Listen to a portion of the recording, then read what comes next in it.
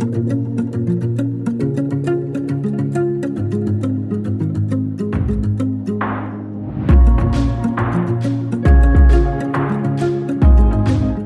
à tous et bienvenue dans ce nouvel épisode d'Instant Simple, une parenthèse d'évasion.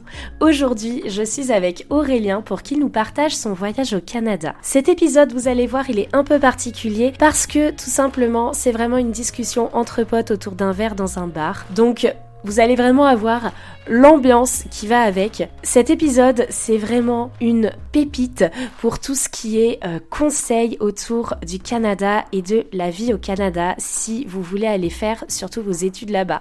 On va parler études, on va parler financement, on va parler logement, on va parler us et coutumes au Canada. Donc, je vous laisse avec la suite et j'ai trop hâte de vous faire découvrir son parcours.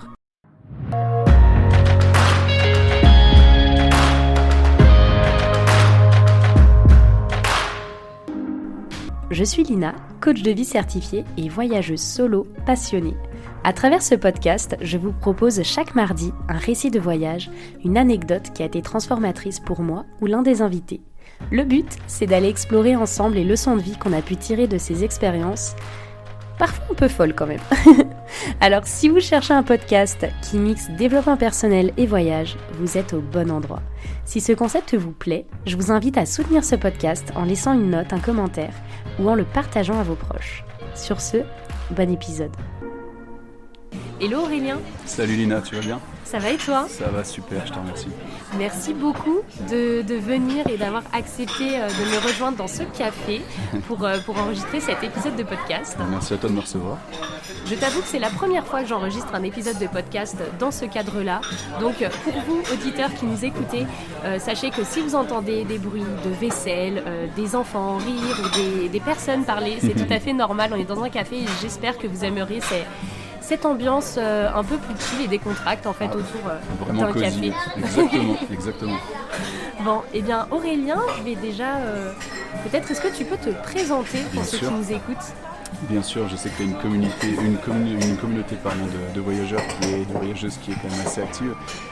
Concrètement, je suis Aurélien, président de Palombiana. Donc, c'est une entreprise qui est spécialisée dans l'organisation de voyages sur mesure pour les groupes, majoritairement couple, famille, amis, occasions spéciales. J'ai lancé cette entreprise il y a à peu près 2 ans maintenant. J'ai un associé et on a vraiment, on va dire, charbonné pour que novembre 2023 soit le lancement commercial. Et donc c'est un petit peu comme ça qu'on s'est rencontrés autour d'un atelier vraiment pour les professionnels. C'est ça. Et c'était une bonne rencontre qui a fait qu'on peut organiser un peu une conversation autour du voyage qui est finalement entre 2 passionnés. Je pense que je dis pas de bêtises en disant ça. Non, pas du tout. Exactement. Donc c'est une forme un peu différente de toi, mais je trouve qu'il y a beaucoup de points en commun. On en avait déjà parlé en plus. Mais c'est vrai que on va dire que si je dois me présenter très succinctement, c'est un passionné de voyage qui essaye d'en faire son métier. Ok, trop bien. Donc c'est vrai que ça nous fait un gros point commun. Tout à fait. Je pourrais me résumer de la même façon, voilà, je exactement. pense. Ouais. Donc Aurélien et moi, on s'est rencontrés, comme il vient de le dire, pendant une soirée networking dans le Chablais. Voilà. Exactement. Et c'est vrai que quand on a commencé à échanger, on s'est rendu compte qu'on avait le voyage en commun. Et pour moi, ça a été vraiment logique de te proposer d'organiser un épisode de podcast ensemble pour que tu puisses aussi nous parler de ta boîte. D'ailleurs, je mettrai, pour tous ceux qui veulent des infos, je mettrai tous les liens qu'il faut dans la description de ce podcast. Et j'ai pas voulu trop me spoiler avant sur l'aventure que tu vas nous raconter. Yes. Est-ce que tu peux nous faire un rapide teasing là, de ce que tu veux nous dire ? Alors, plusieurs thèmes qui vont être abordés, mais concrètement, surtout pour les personnes qui se cherchent un petit peu sur leur carrière professionnelle, personnelle. Si on doit teaser un peu mon voyage, c'est arrêter les études que j'étais en train de faire, me repenser et partir tout seul à l'autre bout du monde. Ok, d'accord. Tu m'en as assez dit. Bon, je te propose qu'on commence. Yes. Ça te va ? Ouais. Alors, est-ce que déjà tu peux peut-être nous planter le contexte ? Le contexte, exactement. Donc c'est l'époque où je vis à Lyon. J'étudie à Lyon. Okay. Donc pour ceux qui connaissent, c'est l'IAE. Donc c'est vraiment une université qui est spécialisée dans l'administration, le business, etc. Et après on se lance dans les études supérieures, on pense qu'on sait déjà exactement où on doit aller et ce qu'on aime faire. Pour le coup, chez moi, je pensais que j'étais fait pour la finance. Pas du tout, voilà, sans spoiler, C'est absolument un grand, pas, exactement. Et donc en fait, j'ai arrêté mes études en finance en master à Lyon. Ok. Et c'est le moment où on se dit, d'accord, qu'est-ce que je fais ? Est-ce que je continue et j'essaie de m'obstiner dans quelque chose qui ne me plaît pas ? Ou est-ce que j'essaie de repenser les choses ? Donc je me suis posé un bon moment pour réfléchir à ça. Je me suis posé un bon moment et c'était, on va dire, toute la partie entreprise m'intéressait énormément. Mais j'étais juste pas du tout au bon endroit. Et j'avais pas eu l'occasion on va dire, de vivre d'expériences de voyage propres à moi-même. Je suis toujours parti, j'ai eu la chance de voyager beaucoup avec ma famille, mon frère, ma mère. On a bougé dans pas mal de pays, mais on est toujours soit accompagné, soit on était avec des agences. Donc globalement, on se drive très peu soi-même. Ouais. Et là, c'était vraiment, j'arrête tout et je pars de moi-même, tout seul, pour étudier, donc pour continuer les études, mais également pour vivre une expérience qui change un peu de ce que j'avais à l'heure actuelle. Et c'était vraiment un gros challenge personnel de me dire si j'arrive à faire ça, je pense que ça va m'apprendre beaucoup et on va pouvoir faire quelque chose de sympathique et ça va m'ouvrir, on va dire, l'esprit à une nouvelle culture, à de nouvelles choses que j'avais pas à l'heure actuelle en restant, on va dire, dans le quotidien que je pouvais avoir. Ouais. Parce que là, le côté solitaire, j'imagine que vu que tu es de Lyon de base et que tu as fait tes études à Lyon, Tout à fait. tu n'as jamais vraiment vécu le fait d'être tout seul et C'est de dire je exactement pars ça. pour mes études dans une nouvelle ville ou quoi. Exactement ça, c'est exactement ça. J'ai toujours été dans un environnement où, je pense que ça parle à certains, c'est un petit peu rentré dans une routine qui est facile finalement. Ma famille est à côté, mes amis sont quasiment tous de Lyon. Donc finalement, dès que tu as envie de voir quelqu'un en soirée, le week-end, tu as forcément quelqu'un qui est disponible, tu as forcément quelqu'un qui peut te prêter ou te tendre une oreille, qui est là pour discuter, boire un verre. Et en fin de compte, tu te rends compte que tu tombes vite là-dedans, tu te dis c'est un peu simple et tu passes à côté de certaines choses. Et du coup, tu décides de partir où ? En fait, j'ai fait, donc il y avait cette partie études, je voulais quand même pas arrêter mes études, donc je voulais quand même essayer d'aller au moins jusqu'au master. Donc je me suis réorienté et au lieu de partir dans la finance, je suis vraiment parti dans stratégie et développement international d'entreprise. Et j'ai fait plusieurs candidatures et c'est Montréal qui a été retenu, pour lesquelles j'ai eu l'opportunité de pouvoir y vivre du coup pendant plus de 2 ans et donc y étudier, y travailler et c'est finalement la ville qui a été retenue. Alors évidemment, t'avais postulé où ? J'avais postulé à Toronto, j'avais postulé donc, dans l'Ouest également à Vancouver, donc université anglophone. Ok. Et j'avais 2 autres universités qui étaient à Montréal et qui étaient à Québec, donc la ville de Québec. Et finalement, c'est vraiment le centre de Montréal qui a été retenu. Et je ne vais pas te cacher, c'était déjà une belle surprise. Et franchement, je ne suis pas déçu parce que c'était vraiment, vraiment une belle expérience. Trop bien. Donc c'est ce voyage à Montréal que tu décides de nous raconter. Exactement. En fait, pour faire simple, toute la partie donc, du début du voyage, à partir du moment où tu décides de partir, on va dire globalement toute seule ou tout seul, tu te rends compte à quel point beaucoup de choses que tu n'abordes pas dans la vie de tous les jours sont à mettre en place. Je prends des exemples, mais l'administratif, le fait de passer dans un nouveau pays, ton visa pour vivre, pour travailler, pour étudier, toute la partie, ça reste de l'administratif autre, mais le fait d'intégrer une école, le fait d'arriver dans un environnement pour lequel tu ne connais absolument personne, et toutes ces étapes-là font que ça paraît simple sur le papier. Même chose, c'est bête de dire ok les cours commencent en septembre, c'était septembre 2018, les cours commencent en septembre, tranquille, je vais arriver 3 semaines avant, je vais m'installer. Pas du tout. Trouver un logement, trouver des gens autour de soi, pouvoir se faire accompagner. Ouais. Enfin, parce qu'en plus, t'étais pas accompagné par l'université ou est-ce que c'était en lien avec, tu sais, des fois il y a des exact. Erasmus Oui, ou tout des à choses fait. comme ça. C'était absolument pas en lien avec une université de France, c'était vraiment par moi-même. D'accord. Donc, aucune aide sur, par exemple, trouver une banque. C'est bête, mais c'est des choses où il va falloir que tu ouvres un compte bancaire là-bas et ça, ce sont des choses que tu apprends sur le tas, finalement. Et c'était vraiment un départ de je trouve une université là-bas, je postule comme n'importe quel autre candidat. Ok. Et si je suis pris, tant mieux. Si je suis pas pris, tant pis. Mais voilà, c'est comme ça que ça s'est passé au début. Ah ouais, gros challenge. Ouais. Et... Déjà, le voyage commence avant même que tu aies mis un pied à Montréal. C'est exactement ça. C'est exactement ça.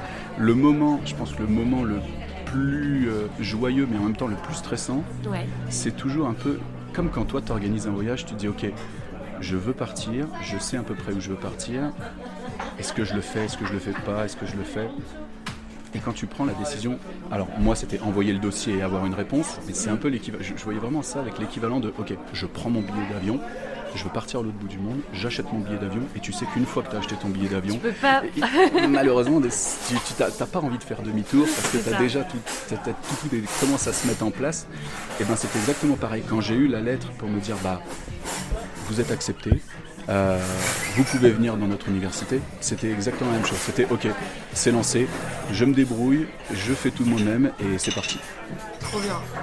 Et est-ce que dans ça te prend combien de temps à peu près combien de temps ça t'a pris entre le fait de commencer à candidater, ensuite tu as la réponse oui pour Montréal, et après combien de temps ça t'a pris entre cette réponse et ton arrivée à Montréal? Pour te dire, ça fait à peu près entre 3 à 4 mois.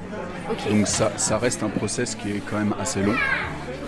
C'est sympa parce que tu as quand même le temps, et on a de la chance en termes de...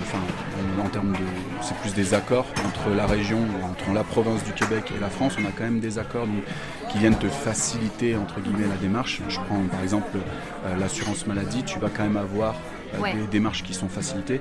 Mais il faut bien quand même ça. 3-4 mois, ça te permet de te projeter, ça te permet de potentiellement commencer à chercher un lieu.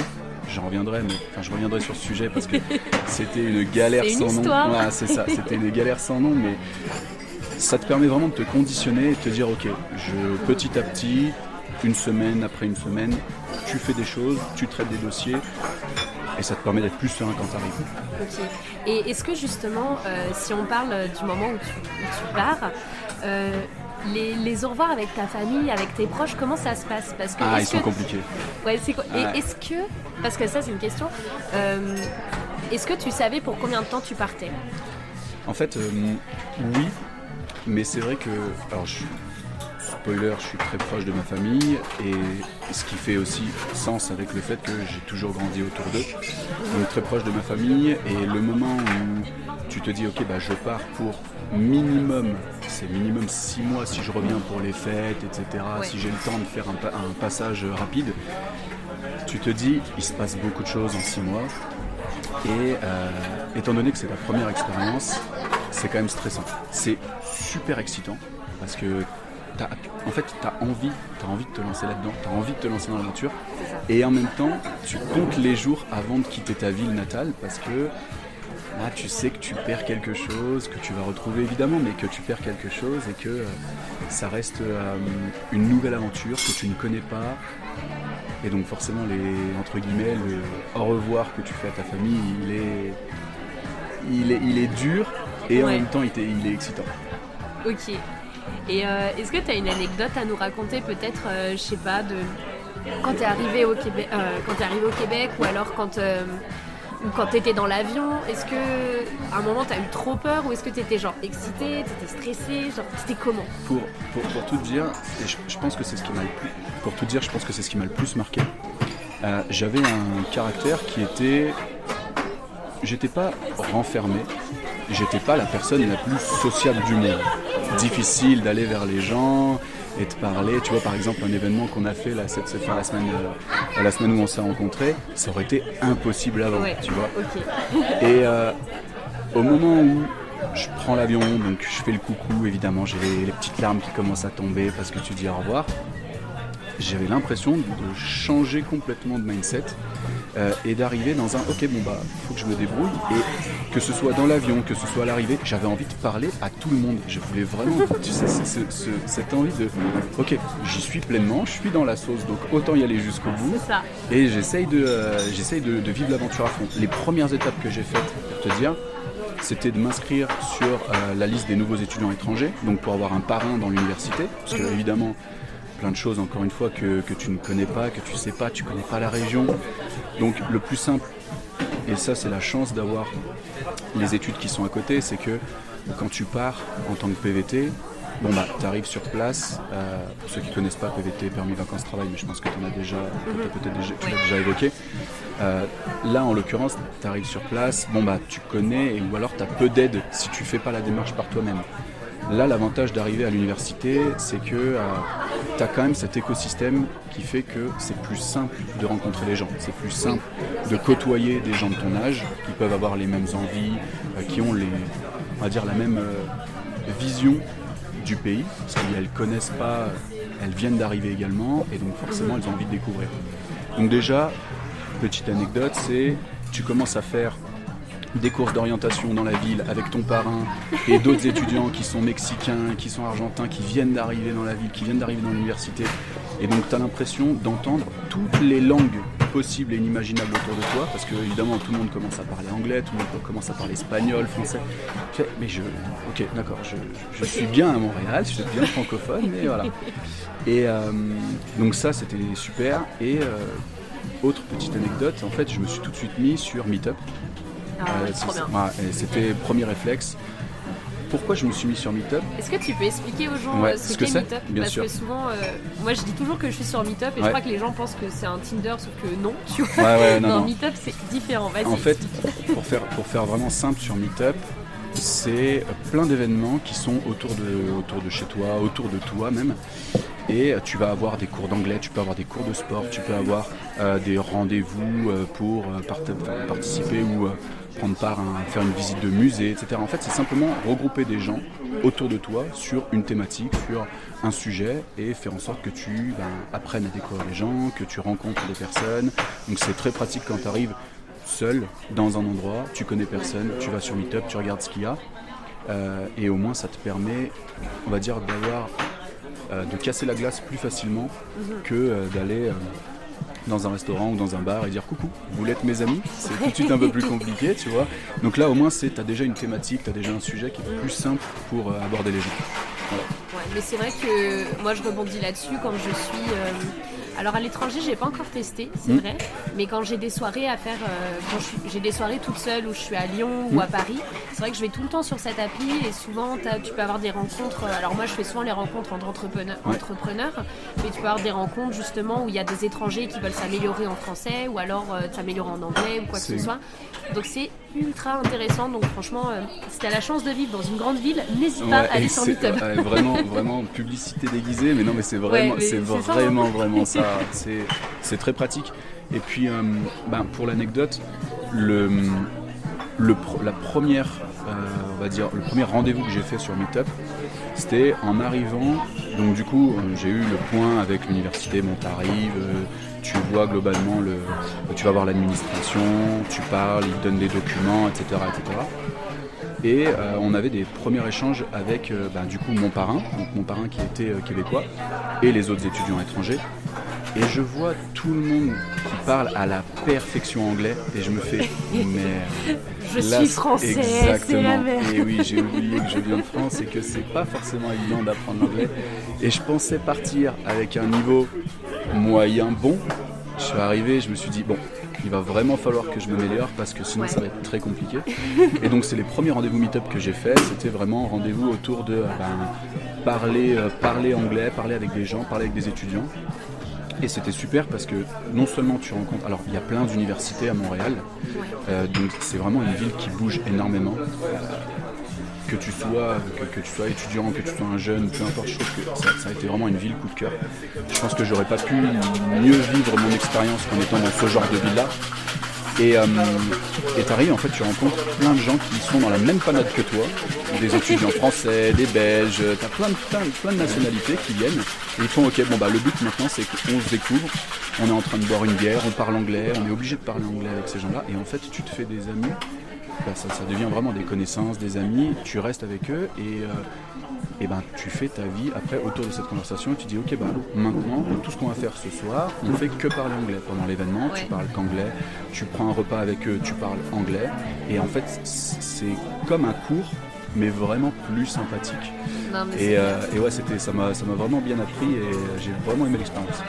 c'est clair, et je trouve que quand t'as pas d'autre solution que de parler anglais, justement, et ben, au bout d'un moment, tu le fais, tu vois. Enfin, C'est ça. c'est bête, mais je sais qu'en France, je critique beaucoup le système scolaire, ou du moins les cours d'anglais dans l'éducation nationale, parce que on développe, je trouve, une culture de la peur de se tromper, la honte, la peur du jugement des autres, si ta phrase elle n'est pas parfaitement faite et tout, alors qu'en soi, quand tu voyages, quand tu rencontres quelqu'un et que le seul moyen c'est de lui parler en anglais, et ben la personne en face de toi, elle veut juste apprendre à te découvrir. Donc même si tu parles en mode moi vouloir ça, c'est déjà bien, tu vois. Je suis totalement d'accord en fait, et c'est marrant parce que ce que tu dis, ça revient vraiment. J'ai l'impression que tous les Français qui partent à l'étranger ont ce sentiment de bah non, j'ai pas envie de parler anglais, tiens toi va lui parler, tu parles peut-être un peu mieux. Ah non, moi je suis pas assez à l'aise, va lui parler. Alors j'ai 2-3 exemples de personnes qui ont vraiment appris sur le tas, donc ça c'est bien, mais dans une grande majorité, c'est horrible parce que tu as vraiment le sentiment de tu ne sais pas parler ou tu n'es pas bilingue, donc tu n'as pas le droit de parler anglais, il faut pas que tu parles, il faut laisser quelqu'un d'autre le faire. Et en fait, c'est vraiment une culture de la peur autour de cet apprentissage des langues. Et tu te rends compte que quand tu vas à l'étranger, la personne en face de toi, elle se fiche de savoir si tu conjugues bien ton verbe, si tu n'oublies pas un S à ton pronom, etc. En fait, elle veut juste te comprendre. Oui, c'est ça. Et si tu as besoin de lui demander un stylo, que tu fasses 6 fautes dans ta phrase, mais qu'il comprenne que tu as besoin de ton stylo, bah en fait, il comprend. Et c'est ça le plus important. Et après, évidemment, qui plus est là pour le coup, encore une fois c'est l'environnement qui est un peu académique, donc ça aide, mais même pour les personnes, et ça c'est vraiment un gros conseil, même pour les personnes qui vont à l'étranger pendant 1 semaine, 2 semaines, le but c'est toujours sympa de se regrouper avec des personnes qui parlent la même langue, mais il faut aller se tester un petit peu, se challenger, il faut aller parler anglais. Il faut aller parler anglais parce que, enfin anglais ou une autre langue, peu importe, mais il faut aller, c'est comme ça qu'on va apprendre, il faut aller se tester, se challenger, et puis c'est plus marrant, en plus quand tu es avec d'autres personnes, tu fais une faute, il va faire une faute, et en fait tu te rends compte que tout le monde s'en fout et que tu es juste là pour essayer de dialoguer, de parler avec de nouvelles personnes. C'est ça, tout le monde s'en fout. Je me souviens quand j'ai commencé à voyager, je parlais vraiment, mais mon anglais était pourri, et genre quand je voulais dire une phrase, enfin tu sais, quand je voulais parler de quelque chose qui m'était arrivé en France ou quoi, et une phrase au passé, je disais juste ma phrase en anglais et je rajoute, enfin ma phrase, je veux dire en anglais au présent, et à la fin je disais but in the past. Ok, mais j'avais développé des petites techniques, tu vois, comme ça marche. Mais ouais, ça marchait très bien. Pareil, le nombre de fois où quand tu parles dans une autre langue, t'essayes juste de communiquer en même temps avec les mains. Tu sais, tu pointes des choses, tu fais des signes, tu te rends compte que tu deviens mime. Pendant que tu parles, t'es mime en plus. Et en fait, c'est juste que et ça revient un peu avec cette expérience de te lancer, surtout quand t'es tout seul ou toute seule, te lancer, tu te mets vraiment au pied du mur. Et tu te dis, en fait, il faut juste que je me débrouille. Et c'est exactement ça. Tu as l'impression que tu reprends un peu, on va dire, un aspect un peu, c'est peut-être un peu trop exagéré, mais un aspect de survie. C'est tu te débrouilles. Tu dis des mots qui n'ont aucun sens, mais les gens te comprennent. Ok, super, il m'a compris. Bon, bah j'enchaîne. Je vais sur un autre sujet, ok, j'avance. Et en fait, petit à petit, tu enlèves ce stress, tu enlèves cette pression, et tu arrives de mieux en mieux à communiquer et à échanger avec les gens. C'est ça. Et j'avais une question, du coup, si on reprend le fil de l'histoire. Ouais, c'est vrai qu'on a... Tu débarques à Montréal, donc tu commences tes premiers temps du coup à l'université. J'ai l'impression que ça se passe bien parce que tu rencontres du monde. Est-ce que tu fais face à des galères? Donc j'imagine que tu vas nous parler du logement. Ouais, exactement. Ah là là. C'était ça c'est, je pense, peut-être une des parties les plus stressantes. Le but. Enfin, en tout cas, comment ça s'est passé pour moi, quand tu arrives à l'étranger, soit tu réfléchis et tu regardes un petit peu en amont pour trouver un logement, c'est très bien, mais tu te rends compte qu'il faut vite être sur place parce que malheureusement, les gens en profitent, tu peux avoir des arnaques, tu peux avoir des choses où il faut quand même pouvoir être sur place et faire la visite. Et puis, certaines personnes ont compris que quand tu rentres dans une ville où il y a beaucoup d'étudiants, tous les étudiants ont quasiment la même galère, donc certaines personnes en profitent, donc c'est mieux d'être sur place. Donc tu arrives toujours un petit peu avant et tu te fais, j'ai le choix entre me trouver quelque chose où je suis tout seul, je paye évidemment un peu plus cher mais je suis tout seul. Tu l'auras compris au début, vu que j'étais un petit peu introverti, c'était au début mon premier choix. Et en fait, même chose, c'est complètement gommé par le fait que ça va avec ton caractère, mais c'est pas logique dans le sens où je suis parti du principe que j'arrivais dans un nouvel endroit, il fallait que je découvre des gens, donc je me suis tourné beaucoup plus rapidement vers la colocation. Ok. Et là, c'est assez marrant, j'ai réussi à trouver une colocation avant d'arriver, donc tu sais, tu envoies 2-3 messages, puis en fin de compte, quand tu fais ta première visite, t'es quasiment sûr de rentrer dans le lieu en fait. C'est juste pour dire ok, je vérifie que ce que tu m'as dit, donc c'était la propriétaire, je vérifie que ce que tu m'as dit c'est bien ce qui est sur place, les personnes, tu découvres les personnes, mais quand tu serres la main du potentiel colocataire, tu sais que t'as quasiment signé et donc... C'est ça. Et pour te dire là-bas, donc globalement je m'oriente vers la colocation, c'était le meilleur choix en toute honnêteté parce que encore une fois, alors évidemment il y a des compromis à faire, mais tu rencontres des gens extraordinaires. Chaque fois que j'ai fait des colocations, pour te dire, on reviendra peut-être dessus, mais j'ai fait une colocation, on était quasiment 18. 18 ouais, c'était c'est une auberge à ce stade. C'était assez sportif. Mais il y avait 18 chambres. Ouais, alors non, en fait, c'était tout un haut donc c'était un haut d'immeuble et tu avais 2 appartements avec 9 chambres. C'était 8 chambres. C'est immense. Et en gros, c'était que des jeunes, des PVT, des stagiaires, des étudiants. Donc ça tombait en fait ultra bien parce que tout le monde avait à peu près le même mode de vie. Ouais. Et le couloir était constamment ouvert, les portes étaient constamment ouvertes et en fait quand il n'y avait pas de monde dans ta colocation quand tu rentrais, bah t'allais dans la salle en face et en fait c'était vraiment, on faisait notre vie, on faisait nos repas, on était tout le temps, quasiment tout le temps ensemble, on prenait les tables, on les réunissait pour faire des gros repas, donc bon bref, très sympa. Et vraiment là-bas j'ai appris à vivre avec des personnes avec qui t'as pas l'habitude, des gens que tu connais pas, que tu découvres, mais vraiment c'était pour moi le meilleur moyen de casser justement cette barrière de faut pas que je sois tout seul, faut pas que je vive exactement, rester trop introverti, il faut quand même aller vers les gens, il faut essayer de communiquer, de parler, etc. Donc ça m'a beaucoup appris, donc là-dessus c'était vraiment le meilleur choix que je pouvais faire. Mais ce qu'il faut savoir c'est que à Montréal, alors ça, en tout cas depuis que j'y étais, maintenant ça commence à être un peu plus régulé, mais certaines colocations tu les fais un peu sur le pouce, c'est-à-dire tu vas voir la proprio et c'est pas autant cadré qu'en France. Ouais, t'as pas un bail. Exactement.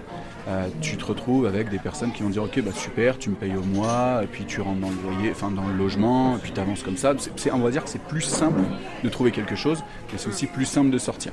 Voilà. Ouais. C'est vraiment beaucoup plus fluide en termes de loyer. Sauf que problème de ce système, quand tu arrives sur une période où t'es qu'avec des étudiants, les étudiants certains restent 6 mois, 7 mois et partent.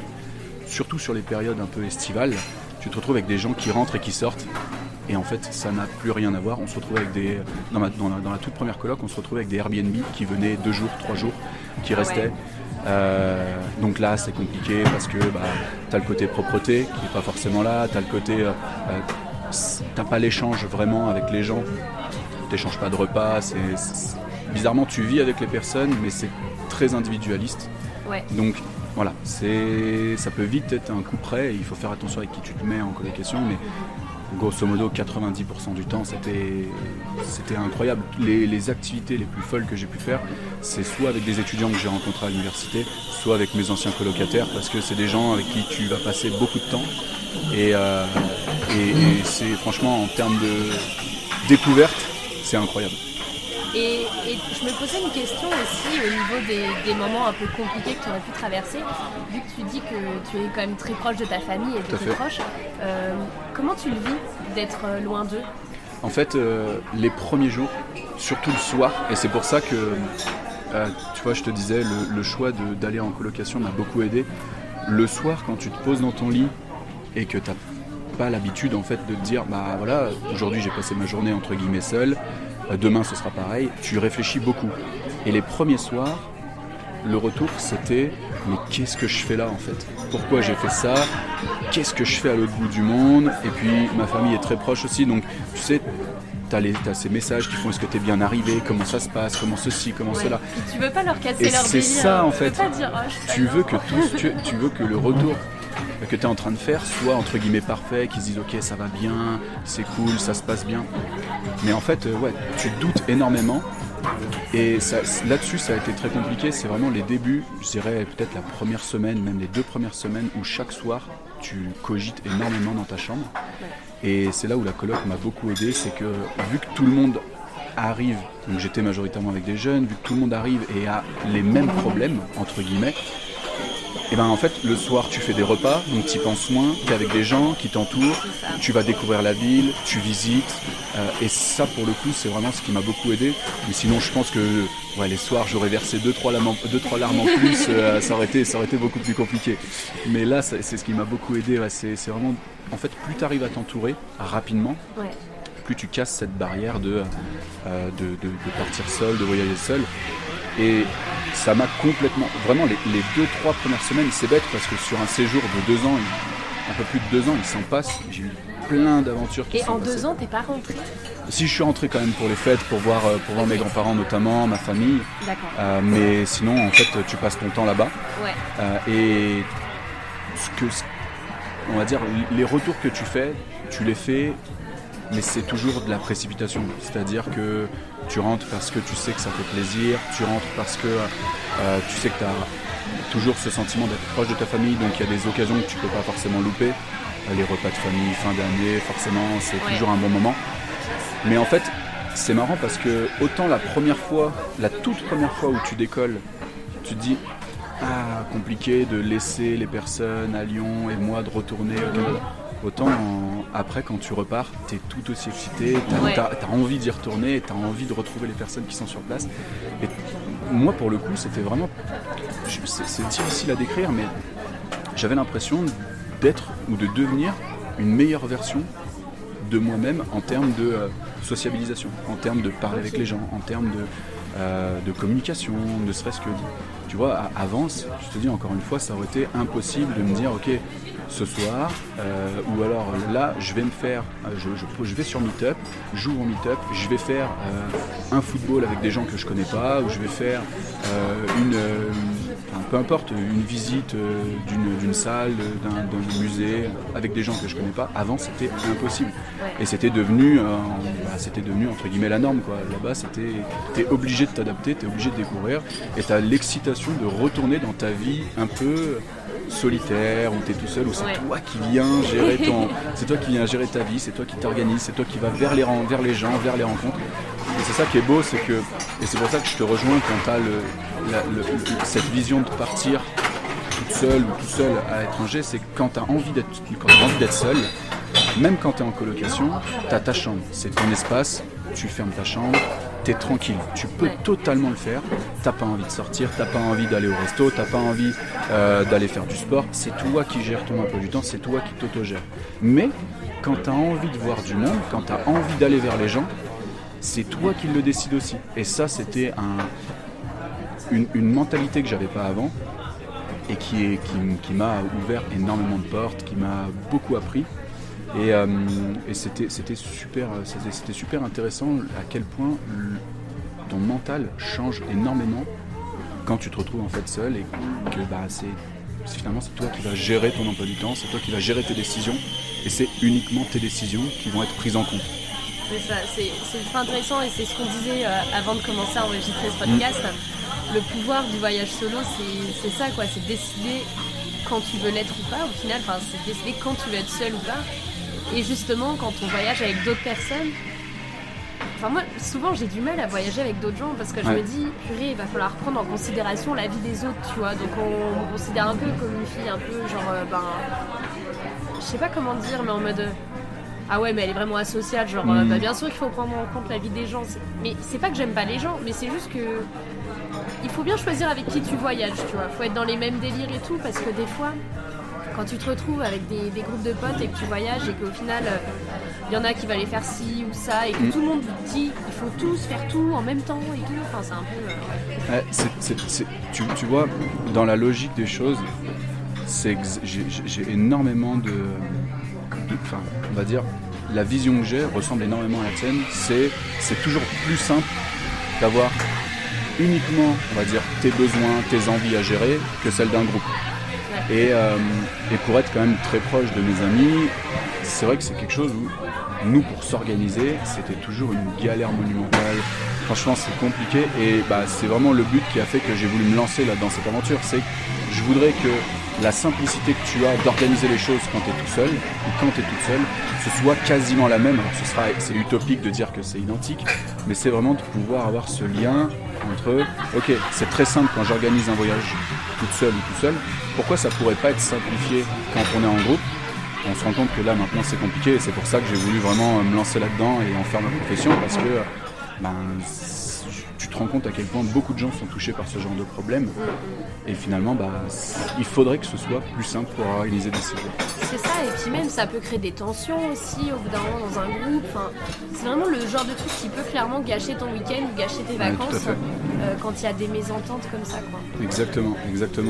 Et on avait pour te dire, on aimait bien, et ça fait un peu sens aussi, on aimait beaucoup avec donc, la colocation où on était 18, on était vraiment très proches parce que, encore une fois, tu vis avec les gens, tu t'échanges beaucoup, tu les vois quasiment tous les jours, donc forcément ça devient une pseudo-famille, ça devient de très bons amis, c'est des gens avec qui je suis encore en contact, avec qui pour ceux qui sont restés au pays, avec qui je suis au téléphone de manière assez récurrente, et malgré le fait d'être avec un groupe très soudé, avec des gens avec qui tu t'entends bien, quand tu arrives, on avait l'habitude d'organiser des chalets, donc on partait beaucoup en chalet, et quand tu es 18 à vouloir partir dans un chalet, tu as, ok, qui est-ce qui le choisit, qui est-ce qui paye, comment on fait pour les cautions, comment on fait pour les transports, comment on fait.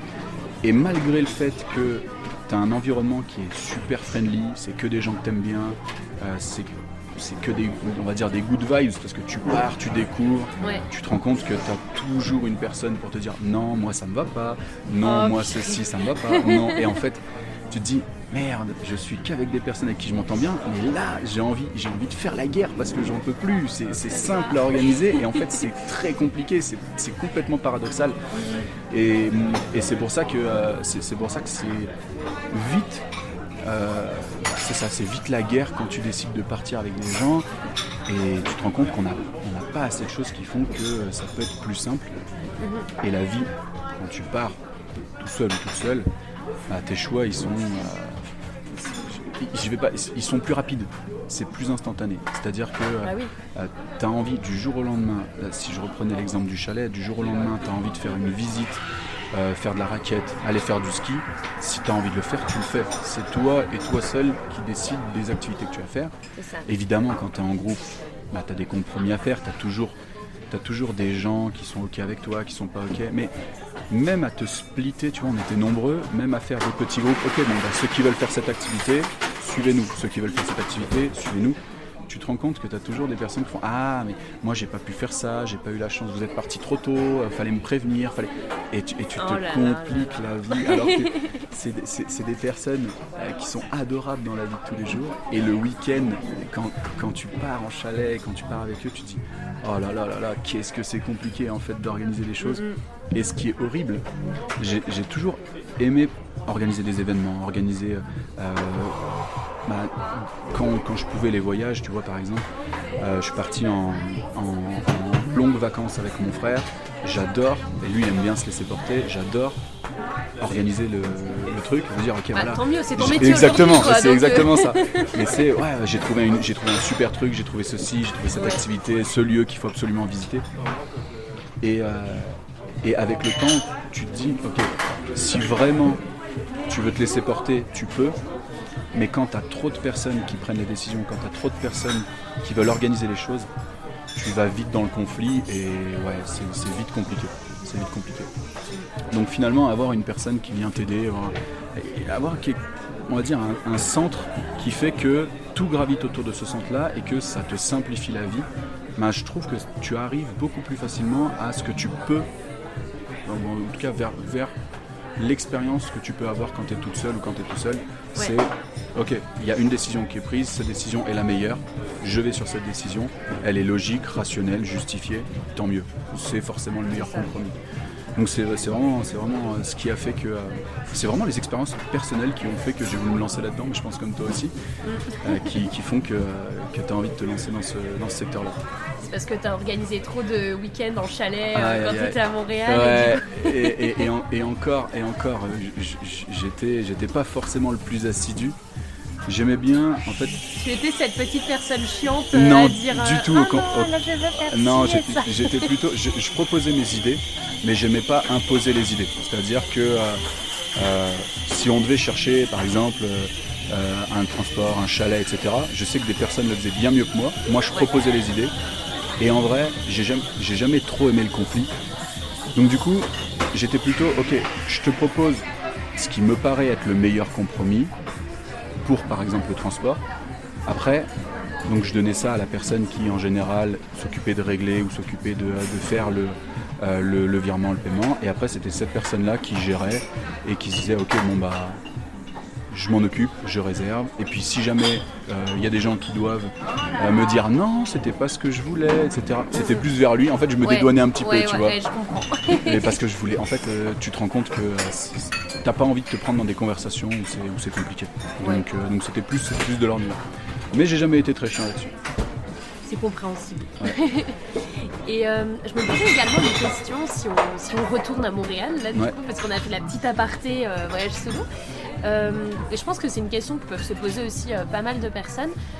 Au niveau du financement, comment tu t'y es pris ? Est-ce que tu as bossé sur place ? Est-ce que tu avais mis de côté ?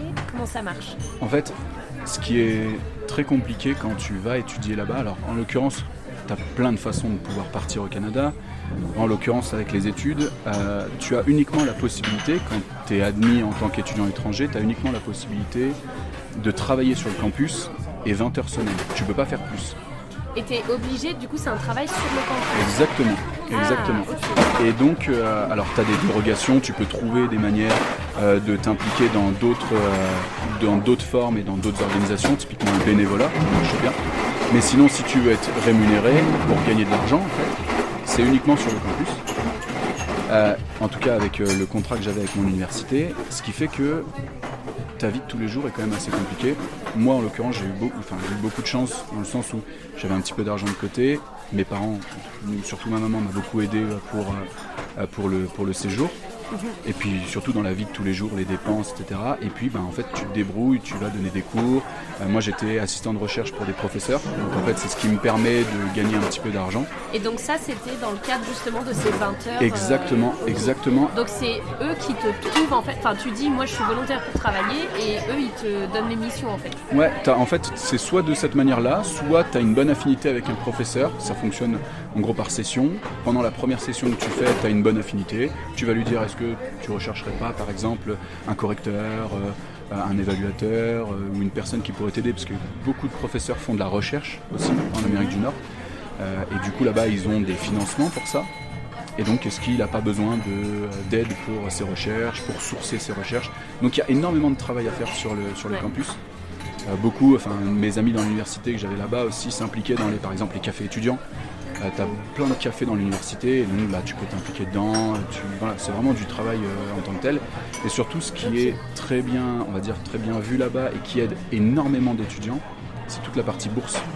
En fait, à partir du moment où tu es sportif, tu as des bonnes notes, tu es assidu, tu suis des études particulières et on va dire que tu as une particularité dans ton profil, tu peux facilement obtenir des bourses, de l'aide, de l'université, de la province, et c'est un peu différent par rapport à la France, c'est-à-dire que c'est souvent des entreprises privées qui viennent et qui ont potentiellement des partenariats avec une université, peu importe celle que tu vas avoir, mais qui ont des partenariats et qui vont dire ok, trouvez-moi 5 étudiants qui sont très bons en natation, et puis moi je leur finance leur étude, et par contre quand ils vont faire une compétition, ils viennent me représenter, je leur mets un dossard à mon nom, au nom de l'entreprise, etc. Il y a vraiment plein de façons de pouvoir gagner ton... C'est ultra développé. Ouais. En France, c'est pas du tout... Non. Pas du tout. Non, ça l'est pas. Et par exemple, pareil, les bourses d'excellence, en fait, on a l'impression que c'est extrêmement compliqué d'en avoir. En fait, chaque branche d'université va te dire, écoute, t'es un jeune étudiant, tu vois, par exemple, t'as des bourses pour les étudiants étrangers. si tu es étudiant étranger et que tu as un certain, on va dire, des certaines notes dans tes études, ils vont te dire ok super, et ben on te finance 25% de tous tes frais de scolarité pendant les 2 ans. Ok, on te finance 50%, ok, on te finance 75%. Et en fait, c'est beaucoup plus. Quand on parle de bourse d'excellence, nous, avec la vision française, c'est peut-être les deux meilleurs. C'est ça, exactement. C'est les 2 meilleurs, les 3 meilleurs d'une promo de 500, 600 personnes. Ouais, là-bas, pas du tout. C'est vraiment plus courant. Et c'est plus logique de dire ok, je vais pouvoir me faire financer une partie de mes études, je vais pouvoir me faire financer l'intégralité de mes études. Et en fait, tu es obligé d'avoir, honnêtement, ce serait utopique de dire qu'il ne faut pas de l'argent à côté. Tu es obligé d'avoir un petit peu d'argent pour te dire les dossiers. Alors, ça a peut-être changé depuis.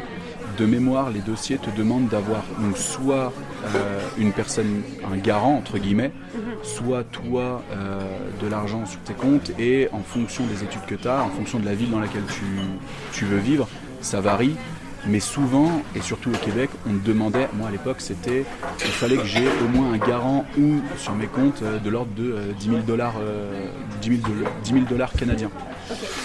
Donc soit tu les as pas et c'est ton garant qui doit les avoir, soit toi tu les as, t'as pas besoin de garant et en fait tu fais ta vie. Mais tu es obligé d'avoir une aisance financière pour pouvoir t'installer. Ils veulent s'assurer que tu vas pas finir dans la route.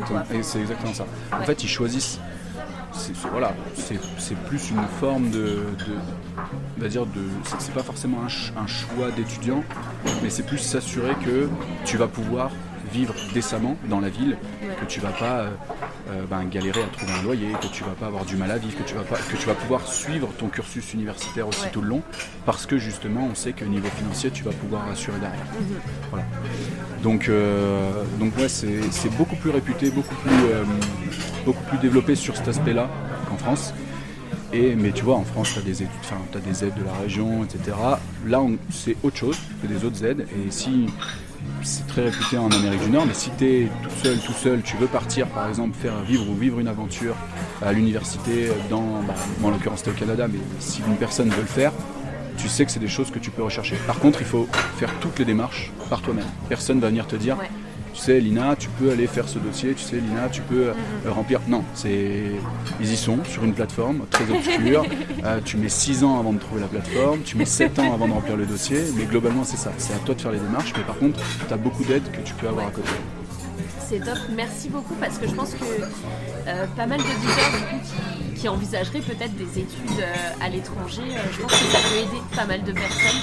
Ouais. Donc merci. Et je me posais une autre question aussi, parce que ça fait déjà 45 minutes, pas mal, mine de rien. Si on doit parler de ton retour, ou plutôt de la fin de ton aventure au Canada, comment ça s'est terminé ? Est-ce que, au final, combien de temps tu y es resté ? Voilà. Comment ça s'est passé ? En fait, pour te dire, je voulais pas rentrer.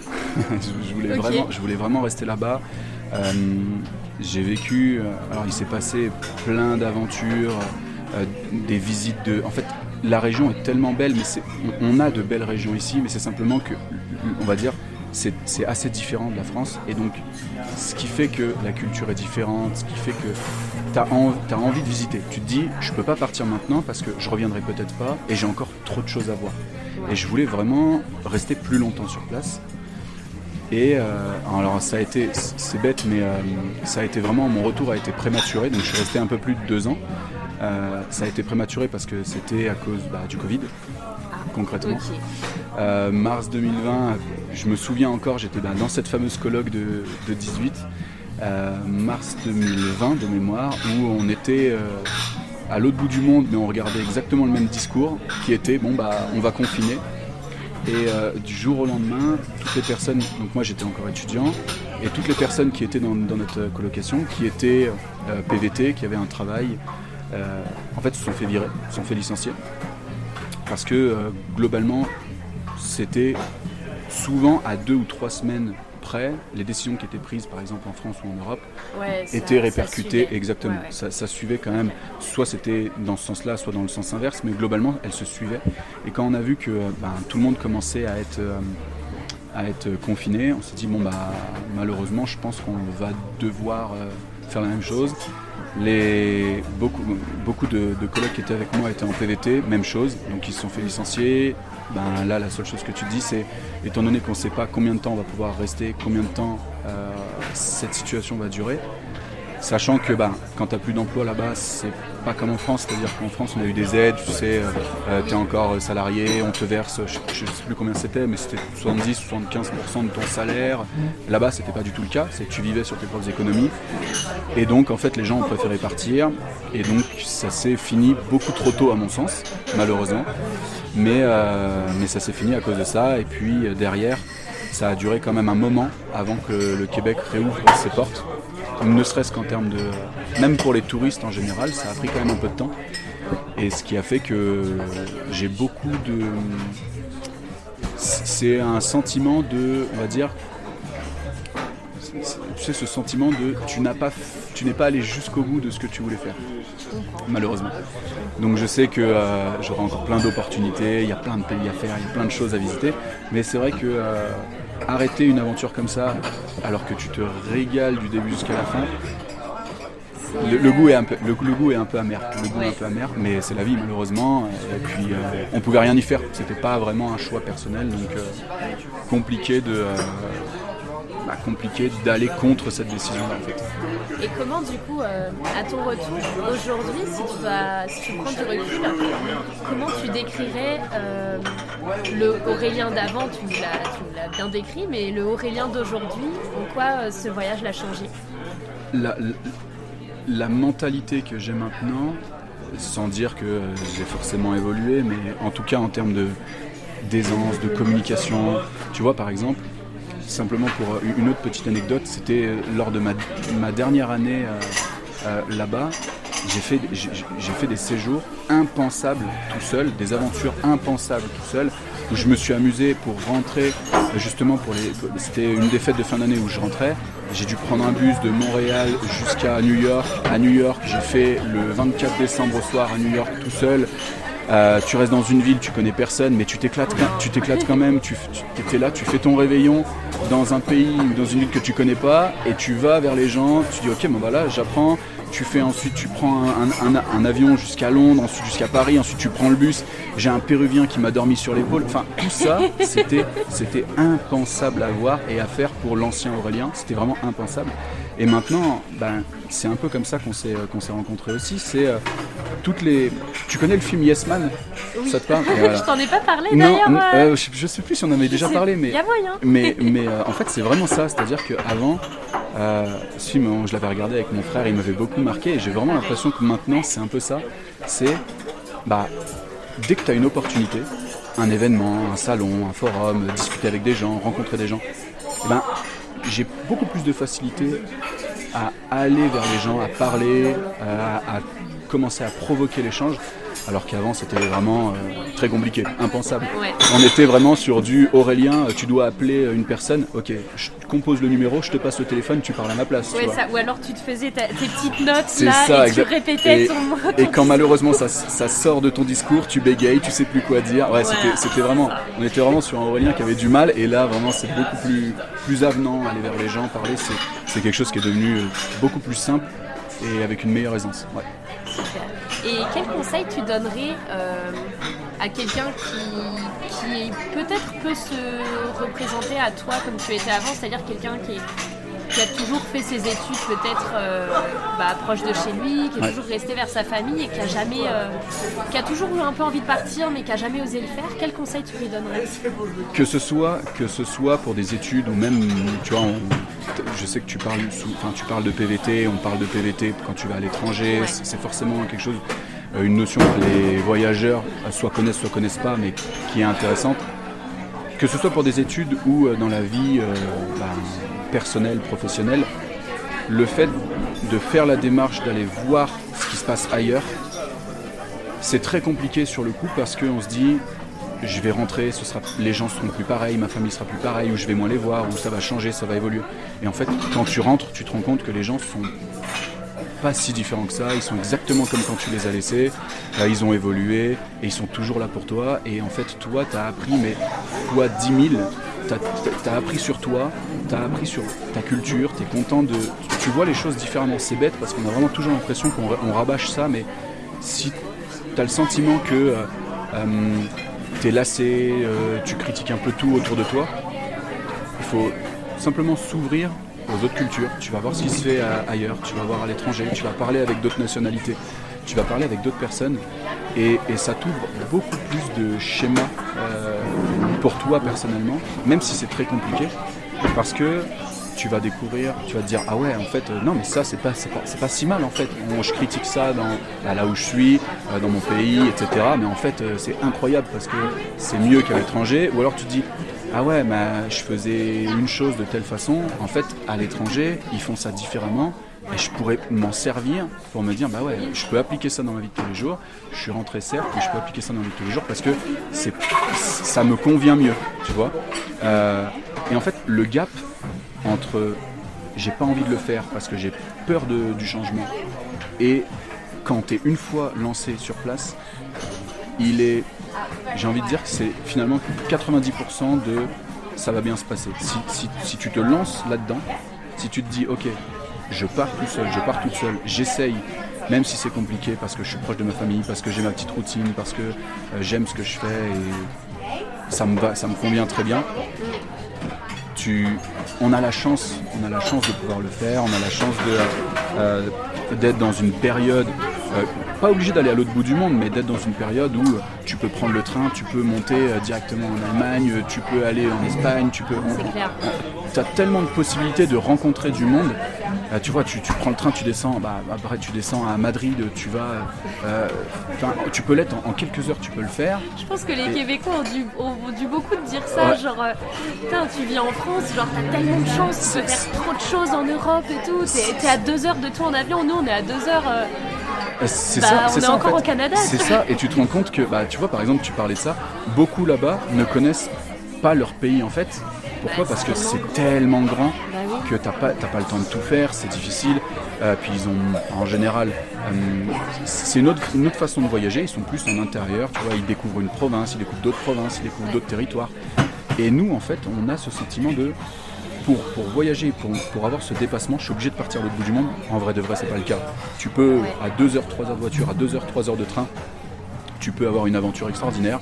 Tu peux aller dans les montagnes en Suisse, tu peux aller à Vienne, tu peux aller en Autriche, tu peux aller aux Pays-Bas. Enfin, il y a tellement de possibilités. On a vraiment beaucoup de chance d'être dans un carrefour.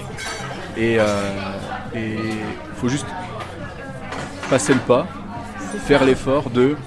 Je bats un peu mes peurs et j'essaye d'aller jusqu'au bout et j'essaye au moins de me lancer. Et ça fait qu'en général, très peu de gens le regrettent. Merci beaucoup pour ton partage. J'espère que ça aura été intéressant. En tout cas, ça m'a beaucoup plu. Bon, donc, ça marche. Merci. Merci à toi, Lina. Merci en tout cas de m'avoir écouté. Merci de m'avoir interviewé. Et puis, si ça peut donner des pistes, des conseils à certains, tant mieux. Tant mieux en tout cas. J'espère.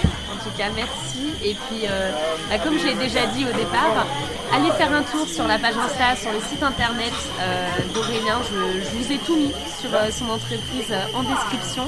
Et puis, écoute, je te dis à très vite. Yes, à très vite, à une prochaine et merci pour l'écoute. Merci.